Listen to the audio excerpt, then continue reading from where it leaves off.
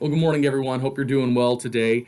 Yesterday, in my sermon, I talked about how important it is for us as a church to stay connected to one another, and I gave a bunch of different suggestions on how we can stay connected during this time. But there's one I want to reiterate here today, and that is that we need to be praying for each other, an intentional prayer, not just a general prayer for the members of our Savior Lutheran Church.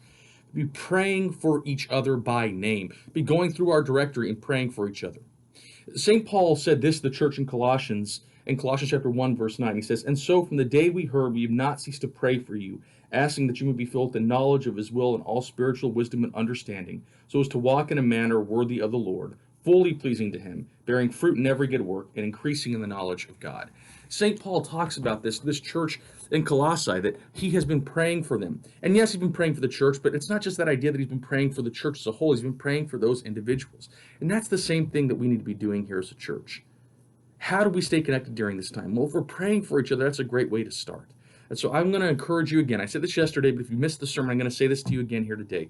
Get a directory of our church, or if you're a part of another church and you're watching this, get your church's directory and read through that. Pray for each individual in your church by name. Spend time each day praying for those people. The prayer of a godly person does not come back empty.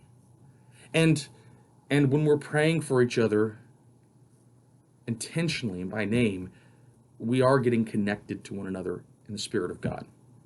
So I want to encourage you to do that one more time. Just pray for each other this week. Go to that directory and lift one another up to God. God bless you.